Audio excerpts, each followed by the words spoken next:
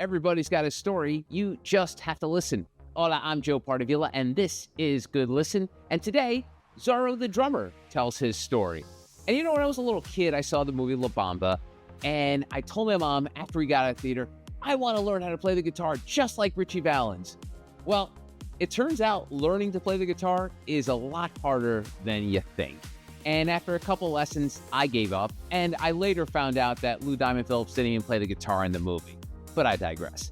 Zoro the Drummer has an amazing story, and he's going to share how a kid who grew up in poverty became one of the biggest drummers in the world, working with the likes of Lenny Kravitz, Bobby Brown, and Philip Bailey from Earth, Wind & Fire.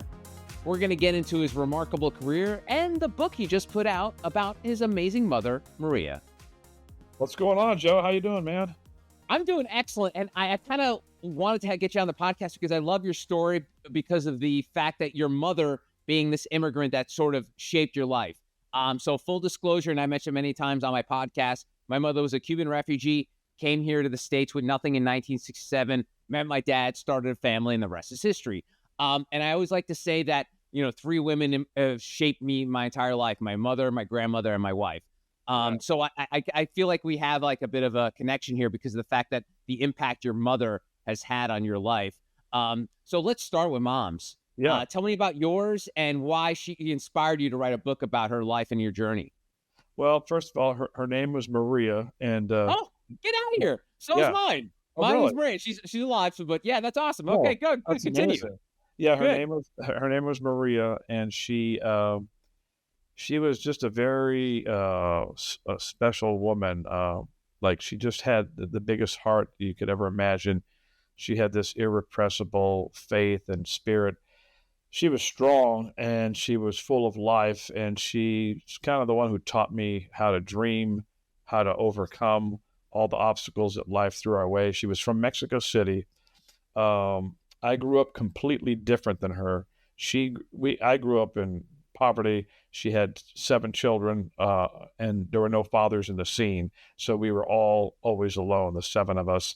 And unlike most people and most kids, I didn't have a lot of extended family. So, like, most every kid I knew had grandparents. Like, there's 4 possible grandparents. I had none.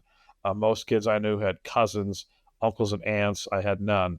They existed, but they weren't in my orbit because half were in Mexico, and the other half from my father, who abandoned me, were like in Chicago, and they didn't want anything to do with us. So basically, my mother was my sole character in my life, my sole role model. There wasn't a bunch of other people other than, my siblings. So she came from Mexico, but she came from a very, she was the daughter of a Supreme Court justice. So she came from an aristocratic family, very powerful family. So her house was graced with like politicians, presidents, diplomats, movie stars. But by the time I was born, that life was gone with the wind. And so I grew up completely different than her. She passed away 20 years ago, but still, I always promised her I would one day write a book about her. And here we have it. It's coming out. That's awesome. That's great. Congratulations on that. And I would love to know how her plight and the shit, for lack of a better word, she had to go through to raise all these kids in poverty. You guys did a lot of traveling, for what I understand. How that informed your career? Because my mother always said growing up to me and my brother, I don't care what you do for a living, as long as you're happy and you're nice to people. So luckily, my brother ended up having a great career working in technology with Major League Baseball. I had a pretty decent radio career. And so to my mother, she's like, check, mission accomplished. I did exactly what I wanted to do. I gave my kid the tools and skills to go out in the real world and follow their dreams. So how did that and what all that was going on in your life lead you into drumming? Because I have a feeling that with having so many siblings, trying to find your own path could be difficult. Me having just one brother was a real pain in the ass, but having so many, how did that lead you to that? Well, it's very interesting. I think all of the adversity, all of the hardship, all of the blows of life made me the drummer I am, because everything that I do in my life, whether it's drumming, speaking, teaching, writing, those are all my gifts and skills: drumming, teaching, speaking, writing, encouraging. And I do all of them with like a sense of do or die. I don't know how to, my wife would tell you after 29 years, I don't know how to do anything like on 1 or 2, I'm immediately to 11. I Okay. go, I don't know how to do anything except to lay my life down on the line for each thing that I'm doing that I believe in.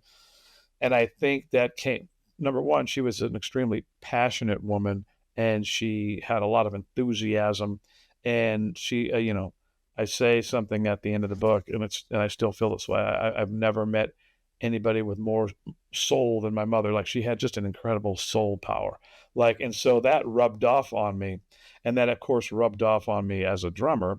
And as a drummer, when I play, everything I play with a sense of urgency, like my life depends on it.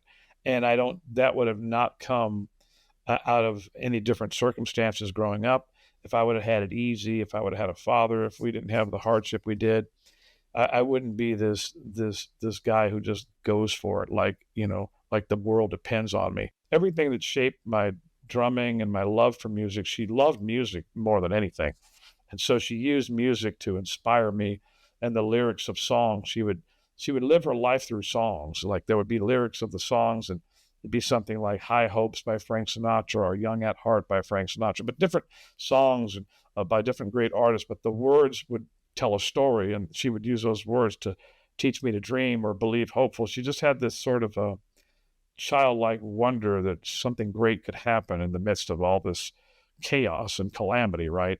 And so I adopted those same things myself. So that's what enabled me to become a drummer against all odds, because it's a competitive field like being an actor or an athlete. There's a million people that want to do it, and there's 3 jobs, But you let's know. step back a second, Zoro. Why drums? Because it sounds like obviously your passion fit drums, but your options, just talking about the chaos you lived through, was probably limited. It's not like you had a full range of what kind of instruments you could No. learn or anything like that. So what was the reason for drums?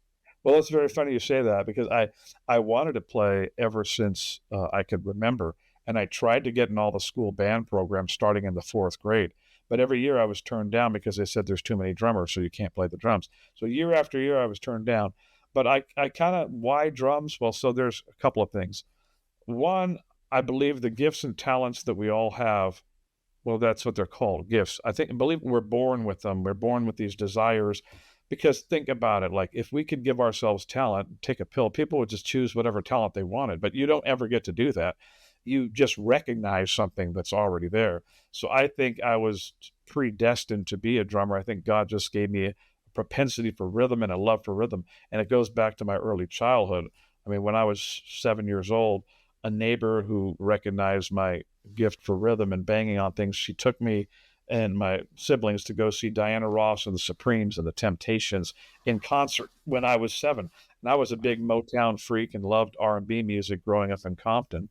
And that just like triggered something in me. And then I immediately kind of made a ghetto drum set out of almond roca cans, Folgers coffee cans, salad spoons, and a Tupperware. And I would go out on Compton Boulevard in a red wagon with a transistor radio and put on some soul music and just like bang for the people. People would throw quarters in my wagon. And then my mother took me to see Frank Sinatra when I was 12, and she was a huge Sinatra fan. She raised me on all those records. I grew up in a totally musical home, although there were nobody else who was really a musician. My mother sang when she was younger, but I grew up with brothers and sisters that loved soul and R&B music. Then other sister who loved rock and roll, the Doors and the Beatles and Led Zeppelin and Cream and all those people. Then I grew up with brothers that loved jazz and jazz fusion, and then my mother loved big band and mariachi music. So I grew up around a family that loved music, but I was the only one that would become a musician. So those influences were already shaping me. And then by the time she took me to see Sinatra at 12, there's a beautiful chapter in my memoir, Maria Scarp. In fact, every chapter is a song title, and I name every chapter after a song, and that song depicts the theme of what's going on in that chapter. So I spent years just picking the right song for the name. But so the Frank Sinatra chapter is called "Come Fly with Me," and it's a beautiful chapter about how she struggled to save this money to take us to see Sinatra. And it was life-changing because it just made me want to be on that stage. Not as a singer, but just I wanted to be on there. I didn't really know what I was going Yeah. to be. I wasn't playing drums at 12, but I was like, something was beckoning me on the other side of the stage. So those experiences kind of shape you. And how about the first drum set? Tell me about the upgrade from the Folgers can to a Yes. real, full-blooded drum set. Tell me about that experience. Yeah, well, so we went from the Folgers coffee can and what I call my ghetto drum set to an even more interesting ghetto drum set. So in the 4th grade, when they turned me down from the school bands, later that year, I saw that there was a talent show at the school, and there was a little band being put together in the talent show. Now, mind you, I was not a drummer. I didn't own sticks. I didn't have a snare. I didn't have anything. What I had was this big heart and huge desire. So I kind of bamboozled my way into this band and said that I'm a drummer. I said, I'm a drummer. You need a drummer? I'm a drummer. And they were like, yeah, do you have a drum set? Yeah, I got a drum set. So at the first rehearsal, of course, I don't have a drum set. And they're all there with their electric guitars and their stuff. And they're like, well, where's your drums? I'm like, oh, it's in the shop right now getting fixed. But it'll be ready by showtime. So I'll just play on the back of the chair. I'll just keep time with my hands. And so I just kept time while they played, did a couple rehearsals like that. And they were still asking about the drum set. Then on the day of the talent show, they were like, well, where's your drum set? I was like, dang it. I said, my mom went down to the store, but it closed early. And so I said, but don't worry. You guys are used to me banging with my hands. So my brothers and sisters, we stayed up all night. And we used a big empty refrigerator, like a Maytag washer and dryer refrigerator type box. You know, one of those big giant ones. Yeah. Imagine the box that comes in your washer and dryer, and it's a giant box. So we put it on its side. And my brother was very good at architecture and painting and stuff. And we basically painted a drum set on the front of the giant box that we copied from the Sears catalog. And he used sparkle and glitter for the cymbals and made the. So I literally, my graduation from the Folgers coffee can was to the box. And I Wow. played the talent show with the box because I did not own drums or sticks. It wouldn't be until I was 16 that the real drums actually started, because again, every year I was turned down. And so I didn't have, hardly any money either. So I took an after school job as a freshman, no, as a sophomore in my high school year. I took a very humbling, belittling after school job as the janitor at my own high school. So I was, when the bell would ring at 3:30, next thing you know, you'd be seeing me cleaning the toilets, cleaning the library, vacuuming. But the last part of the job was to clean the band room. So I was to clean, vacuum, put the music stands away, put the instruments away, and I could do it in 20 minutes, but I always left the last 10 minutes for me to sneak on the drum set. So they had a drum set with sticks. I had never played in my life, but Wow. I snuck on there and I would just sort of daydream and play. So I guess I could play already. I mean, I guess I had a natural gift enough that right from the beginning, I could play. I wasn't great, but I could play. It was instinctual, but I didn't really know that. And then, and I always did that, snuck on the drums when no one was there. But then one day, unbeknownst to me, the band director had his door closed and he was in there listening. So he came out and startled me and said, "What are you doing?" I said, "I'm sorry. I was just," he goes, "Wait right here." So I know he's going to go get my boss and fire me. But he comes back with another guy, and the other guy is the choir director. And he says, play like you were playing again. So I played, and they looked at each other and they were mumbling. And then after I was done, I was like, "Kid, you got talent. Like you're like a rhythmic genius. We need you in like the jazz band, the swing choir, the marching band, the Wow. concert band." So I got in all the school bands because I was the janitor at my high school, sneaking on the drums. And after that, I worked all summer and I bought my first drum set. I worked 16 hours a day. I had 2 different day jobs, and I bought myself a drum set. Um, and I started. But when from the moment that I started, I decided that this is what I'm going to do. Like it's almost like there's a quote, and I used to travel with Paul Allen, the 4th richest guy in the world, the co-founder of Microsoft, and I used to travel on his octopus. And there's a quote from Mark Twain that sort of sums up my mentality at that time, and Paul Allen said it summed up his as well. It was like Mark Twain said, "All that's needed is ignorance and confidence, and with that, success is assured." Like you're just ignorant enough to believe you can do something that's really impossible, and you're just confident enough to think you could pull it off. And he told me that about Microsoft. He said, "Me and Bill Gates, we were just young enough and just ignorant enough to think we could do something this mighty. Had we Wow. been a little bit older, a little bit wiser, we would have realized it's impossible and we couldn't do it." And I was the same way. I was always very delusional in the sense that I just dreamed these big dreams that are larger than life. And if I looked at my circumstances, none of this was going to happen. That's why I equate my life to kind of like the living Forrest Gump. Now, Yeah. Forrest always ended up in these amazing places that should have never happened. And that's my entire life. It's funny that you mentioned the Forrest Gump of you. I also was getting a lot of like Goodwill Hunting vibes because that was the whole plot of Yes. Goodwill Hunting, that he was a janitor and all of a sudden he's this math genius. You're the janitor and you're this drumming genius. It's pretty remarkable.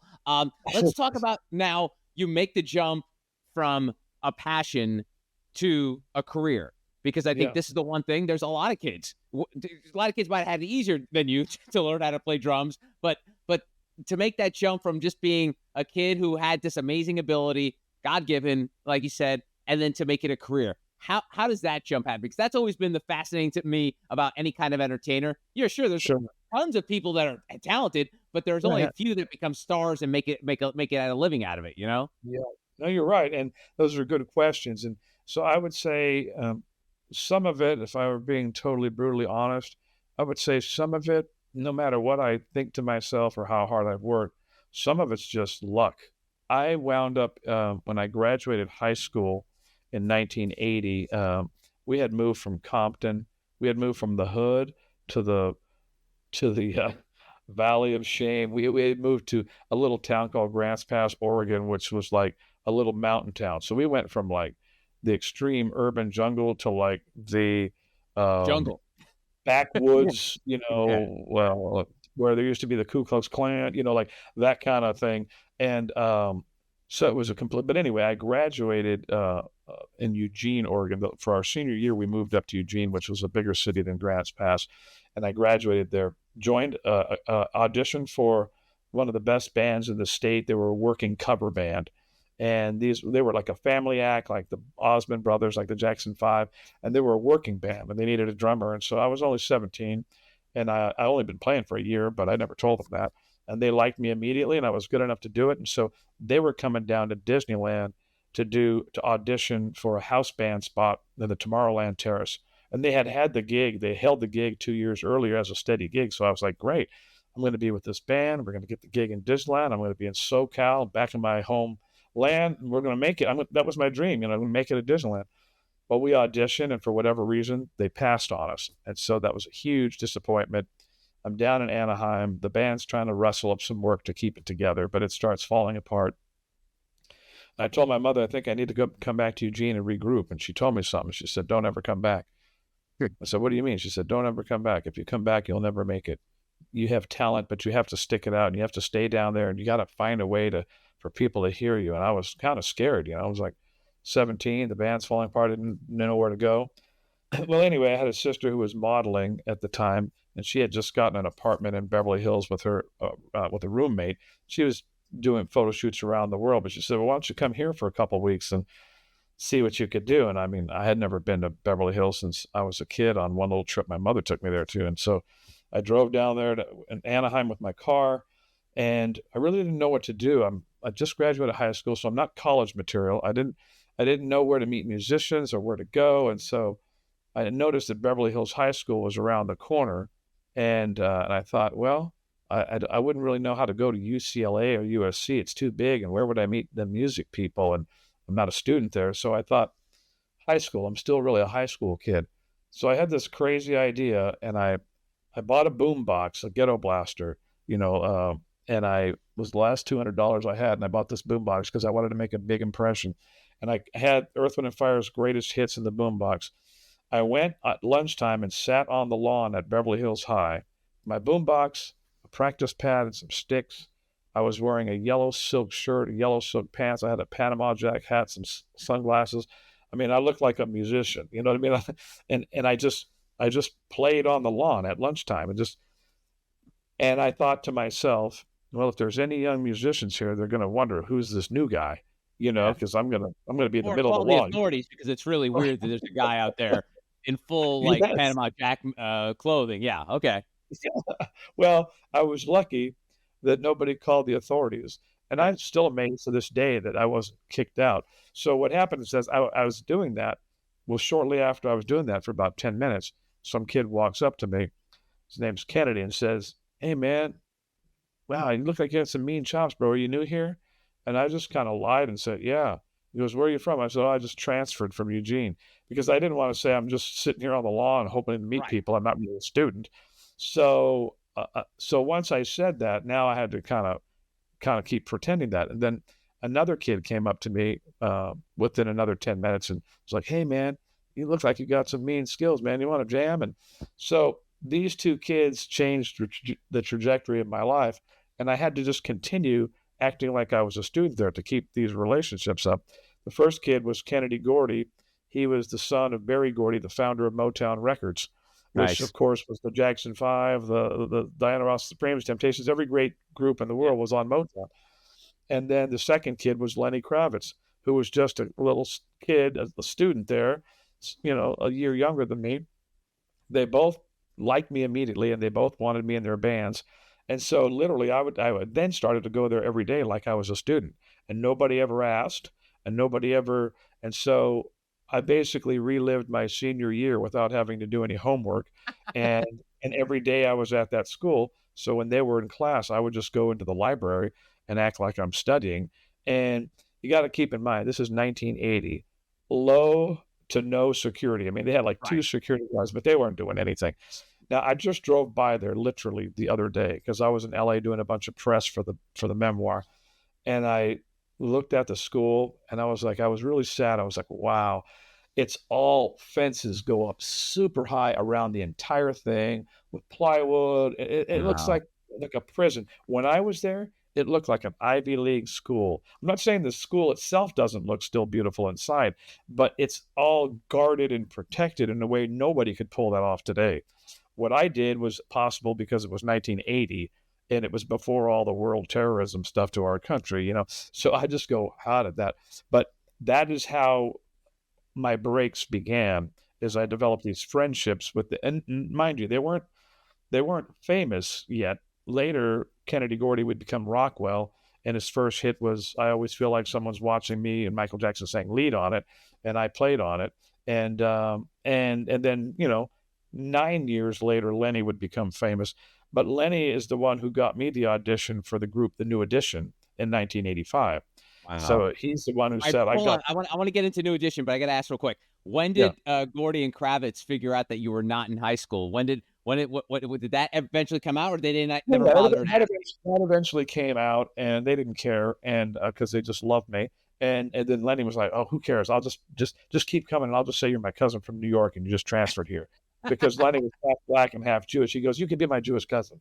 So like when people would ask about me in the cafeteria and stuff, he'd introduce me and say, "Oh, this is my cousin from New York. He just transferred here." So he just kind of Wow, covered for me, that's awesome. So, because I guess according to both of them, I was the best drummer they had ever played with, and they wanted me around, and they wanted me in their bands, and they would take me to the band room and we'd jam, and it was you know this is why there's a book about my life because it's a crazy adventure. One more Kravitz question though. So Lenny now is known as probably like the coolest living human. Like he's cool without trying to be cool. Yeah, yeah. Was he like that in high school? Oh yeah, yeah. He always had. We always had vision. Like and I talk about it in the book. But even when we were that age, we would go to Famous Amos Cookies on Sunset, and we'd eat the fresh cookies coming out of the oven. But we'd immediately be talking about our dreams and like they're going to happen. Like he would say, "I'm going to be a rock star," and I would say, "I'm going to be a world-renowned drummer, and I'm going to write books." And he goes, "I'm going to do this and do that." But we like really believed it. You know what I mean? Like and then we loved hanging out with each other because when you hang out with other people that believe it and believe you, it helps you to believe the whole thing too. If you hang out with a bunch of doubters, then it's not hard. It's hard to be strong, right? But he always had vision, and our first concert we did was 1982, and we did it at Beverly Hills High, and he had already had the whole thing figured out. He had like the fog machines, he had tickets embossed, he had a limo at the end of the concert for us to go to Martin Landau's house and have an after party. I mean, he was already walking into what stardom would be. So Wow. Lenny was always a cool kid, but a lot of the serious musicians at school didn't take him as serious because he was always sort of kind of changing his look and his vibe and his hairdo. Like 1 minute it'd be green, 1 minute it'd be, so they were kind of like the serious jazz guys were like snubbed him, like you Oh know, yeah. because he had more of a rock star vibe, Was and was when he a ladies' man in high school? I could. It almost sounds like it would be impossible for him not to be. Was he just? Did he have all he the girls all over him? not really. I mean, he had a couple of friends, but he wasn't really that guy yet. You know what I mean? There's a couple of girls that liked him, but he was not.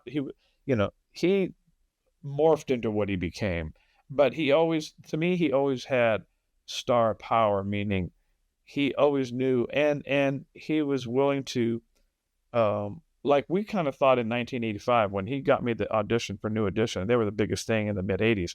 He also auditioned on the guitar. Our dream was to be the sidemen on that gig together, where we were going to live out a boyhood dream. But what happened was I got the gig and he didn't.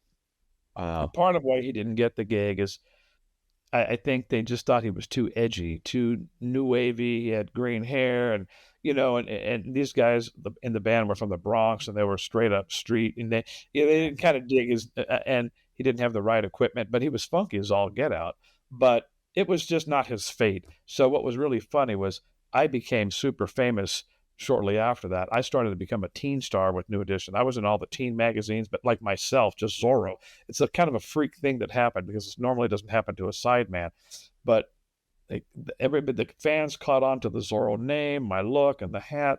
And next thing you know, I'm in all the magazines. And so Lenny used to have to go down the newsstand in New York and look at me, and he'd go, "Oh, damn it, man! There you are again. You're like Black Teen Centerfold of the Month. You're like White Teen Centerfold." Like I Oh, was, that's and then awesome. I went with Bobby Brown, and then that blew up even bigger with the "Don't Be Cruel, My Pro." So he had to watch his buddy become famous for like 4 years before I he was gonna got his say he popped like 89, 88, 89. 89. Yeah, 89. 89. Yeah. 89 Wow. is when Let Love Rule came out. So my ship came in at 85. But Wow. but here's the thing about destiny and how God puts different people in your life for really divine purposes. Is like in 85 when he helped me get the New Edition gig. I mean, I obviously had to audition for it and be good enough for it, but he got me the chance, right? But then, when I was playing in LA at the Universal Amphitheater, of course, who am I bringing to the concert? My buddy Lenny. So I bring Lenny, and it is there backstage that he meets Lisa Bonet at my concert. And then eventually they get married, and then eventually they have their daughter Zoe. So Lenny and I still talk all the time to this day regularly. And we always look back on our life and go, man, God meant for us to know each other. Our total lives changed from knowing each other. Like, our complete destinies changed. If I didn't meet him that day, my career would have never happened. If he didn't meet me that day, he would not have his daughter. Because he only met her because he was coming backstage to see me, his buddy, who he got the gig. So our lives have always been very intertwined musically, personally, and spiritually. And now he's going to turn 60 next month. So now we met each other when we were 16 and 18. So we've had this lifelong friendship. But now we can look back as older men and look back and see the beauty of all of this and see the divine providence of all of this.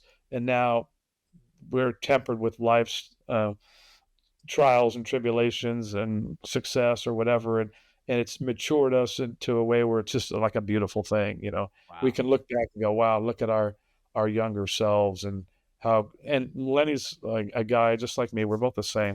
We're both totally filled with gratitude. Lenny's never been an egotistical guy. He's always been a humble guy.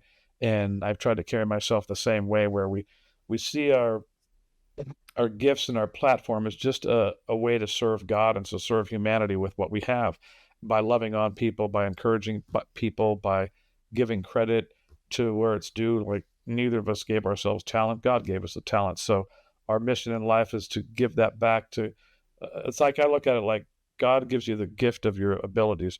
Your gift to God is what you do with them, what you turn it into, and ultimately who gets blessed by them. Because there's a lot of people who have talent, but they never use it to bless other people. It's always just a self thing. Because look at all the people that just get worshipped and idolized, man, how they can't handle it and they blow up. They Well, self let's talk about that. People that implode and can't handle it. Let's get into the New Edition and all and Bobby Brown. Is it true that you introduced Bobby to Whitney Houston? Is Yes. that true? How Yeah, tell that's me true. about that. Well, it was pretty simple. It was 1989. Bobby was at the height of his powers with the "Don't Be Cruel, My Prerogative" Roney era. It sold, I think, like 13 million albums. He was the youngest teen star next to Stevie Wonder that had the biggest amount of hits, still being a teenager. But anyway, so he was huge, and we were playing at the Shrine Auditorium downtown LA for the 1989 Soul Train Awards. And Bobby was the biggest thing in music at that time.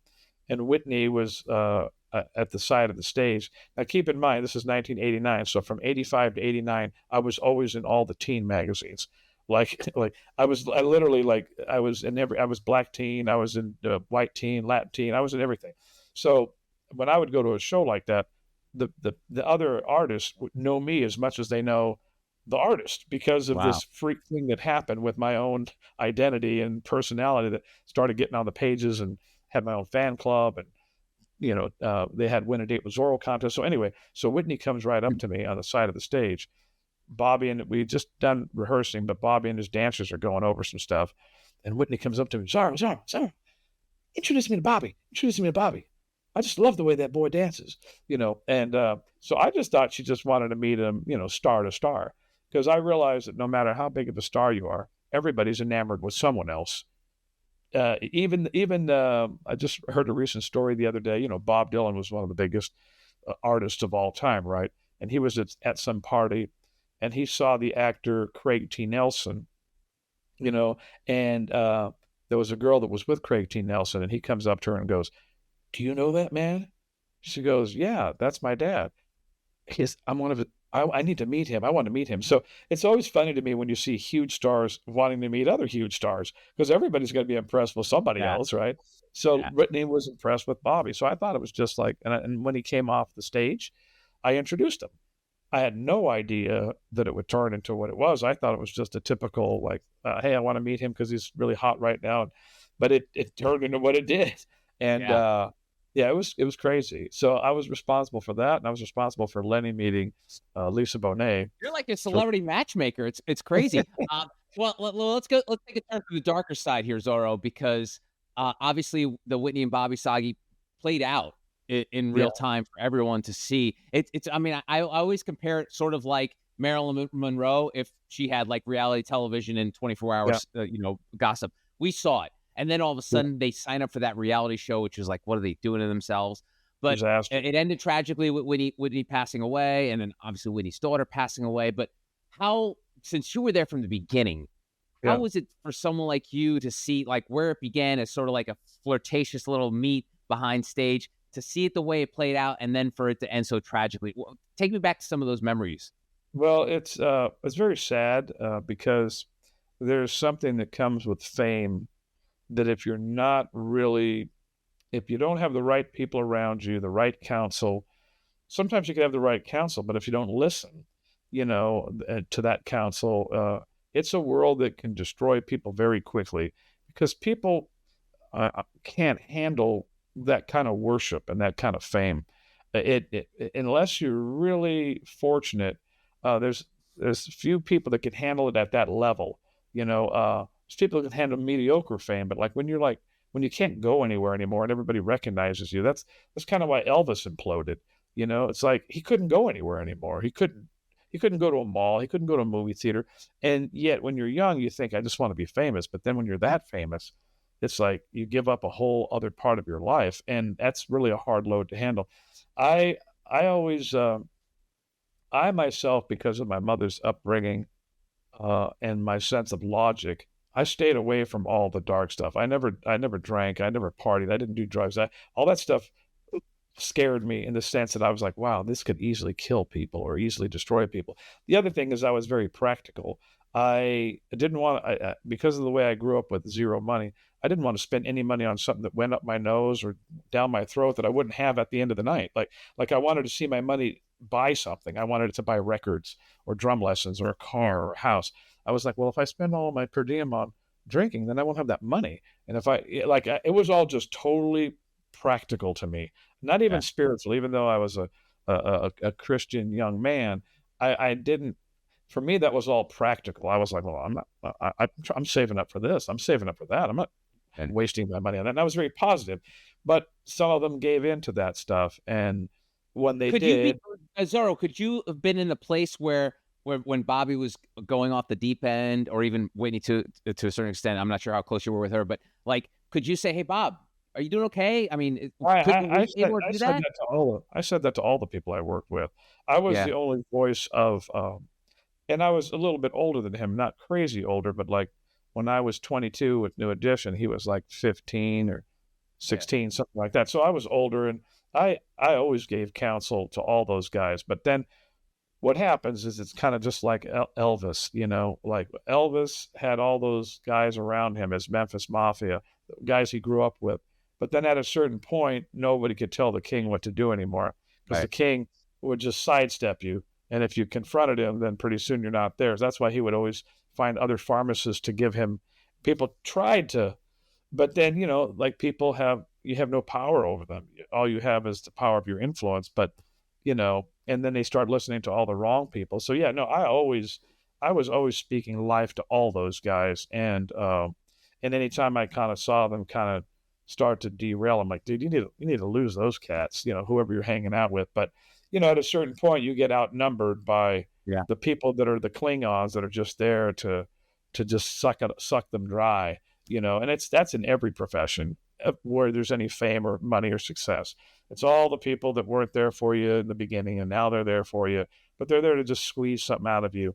And it's sad. I'm just really glad that Bobby, and I saw Bobby just before COVID. He did a concert up here in Sacramento, and I surprised him by coming to the concert. I hadn't seen him in years, and the show was over, and he was sitting on a couch outside like a trailer. It was like an outdoor summer show, and he looked like it would take a crane to get him out of that chair. Like he looked exhausted, I didn't tell him I was coming. Then I walked towards him slowly, and then the light started to shone on me, and then he was like, his eyes lit up, and he jumped out of that chair like he was 19. He was like, Sorrow, mm, Sorrow, like it was like his long lost brother, and we had the best time.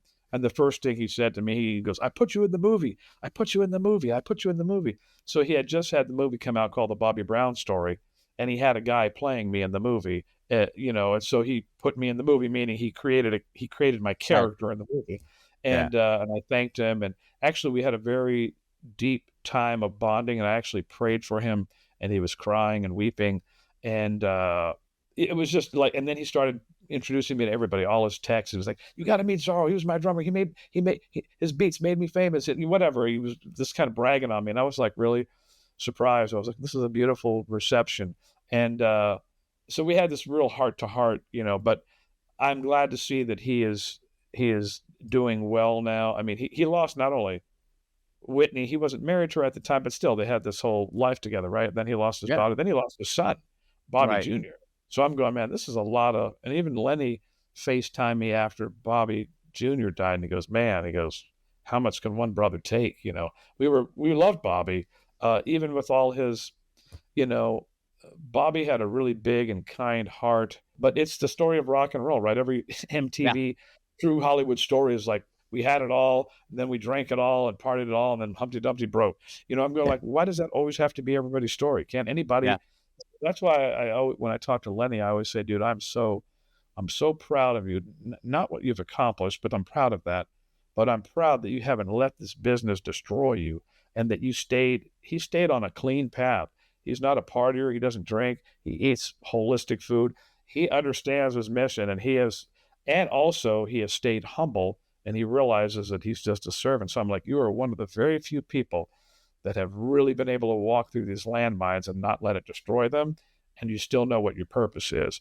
So I'm grateful for, again, my mother for that, and grateful to have friends like Lenny that we've encouraged each other to always see where the light is in this dark world, because it is dark. Hollywood's a dark place, and the world can be a dark place, right? So my job is to use my drums and everything I have to kind of bring some light to people. And I've counseled and encouraged and led and taught countless people, how to pursue your dreams, but how not to lose it all from stupid stuff. yeah. Well, let's turn to the light here and wrap things up by talking about the great people you've worked with. So You've worked with Lenny Kravitz, Bobby Brown, Frankie Valli, Philip Bailey from Earth, Wind, and Fire. Is there a common denominator that makes them great? I would say number one, the God-given gift. That's the number one part, because you can't be extremely great at something. You can be good at something with a lot of hard work, even without the talent. Like if you and I, didn't have any athletic talent and we were trained by the best tennis pros in the world to play tennis 10 years, we'd be better than when we started. But if we didn't have that gene, man, if we didn't have that athletic prowess, we would never be great, right? So to really be great, you have to already have this gift, this thing that you can't define. All those people had that, but a lot of people have that gift and never go to greatness because they also had another thing, because I know all these people very well personally. Lenny Kravitz is one of the most disciplined dudes you'll ever meet. Like, he is disciplined about his work ethic. Frankie Valli was crazy disciplined. Bobby Brown was crazy disciplined. New Edition was crazy disciplined. I mean, they worked so hard on all their choreography and their moves and everything. These people, Philip Bailey, and they all have vision. Like, I remember Philip Bailey saying that when he was young, he said, I want to be in the world's greatest band. And lo and behold, man, Earth, Wind, and Fire is one of the greatest bands that have ever lived. Like, as a band, they've blown away even the bands that are more famous than them. As a band, they were the top players and arrangers, and he had vision. Lenny would say, I'm going to be a rock star. I always said all the things I'm going to do. Frankie Valli had vision. From a young age, he was like a street kid. He was like, I'm going to make it. Like, so I would say the talent is a given. You got to have that. But what made them different than other people is the vision and the work ethic. When my memoir comes out tomorrow, it gets released tomorrow around the world, there's going to be a ton of people who've known me as Zoro and who've known whatever, that I've been a famous drummer. I'm not saying I'm famous outside of that. I'm famous in my arena. If I walk down the street, the only people who are going to recognize me are musicians and people who've heard me speak. But the people who do recognize me, they're going to go, well, Zoro's got a book deal because he's Zoro. That's what will be in their mind. They will have no idea that I was rejected over 100 times in 15 years, that I had to read 300 books, that I've rewritten that book thousands of times, rewritten it, that I've worked tremendously hard, that most anybody I know would have given up a long time ago. When they see it, they'll just go, of course, it was easy for him. I remember talking with Denzel Washington, and he said, everyone knows the movies I did. No one knows the ones I didn't get in the early part of my life. So when we see people's successes, we just think, well, they're so lucky, they got this, they got that. We don't see the rejections that they overcame to get that success. And it'll be the same with my book. There'll be a bunch of people, and human beings have a terrible tendency to be envious of people, envious of things, but not willing to do the work you did to get there. So Right. They just want to hate you because you've been able to do this, but they don't know the suffering and the struggle and that you've gone through to get it. They just want what you have. And it's just, I just kind of go, man, you have no idea. Like, pretty much everything in my life was hard. In my whole story in the book is this overcoming story, right? That I've worked on for 50 years. It's this overcoming story. And yet the story of the overcoming story come to life as a continuation of that overcoming theme. Like, I thought 15 years ago, I thought it would just happen. You know what I mean? Because I'd already made a name for myself. But it's people lack vision. The people who turned it down were publishers that lacked vision. They just wanted another book by somebody who had 2 billion followers that they didn't have to think. But my story proved to be a better story. But it took somebody with vision to go, that's a great story. And I finally found a publisher to do that. And so my story is to give people hope, even the story of the book coming to life, to give people hope. Don't give up. Do the work. Have faith. Be courageous and take risks. That's my message. Awesome. And it is a great story. It is Maria's scarf, a love letter to his immigrant mother, Maria. His name is Zoro the Drummer. Zoro, thanks so much for the time. I really appreciate it. Joe, it was awesome being with you, bro. Thanks for all the great questions, your enthusiasm, and for what you're doing. You're living out your dream, man. Appreciate you. And that's today's Good Listen. I'm Joe Pardavila. You can always connect with me on X, LinkedIn, and Instagram at Joe Pardavila, or TikTok at J Pardavila. If you want to reach out to me, you can shoot me an email at joepardavilla@protonmail.com. And please, if you have a moment, it would be amazing if you left a 5-star review on Apple or Spotify. And if you're watching on YouTube, it'd be great if you left a big old thumbs up. Thanks for listening. Until next time, adios.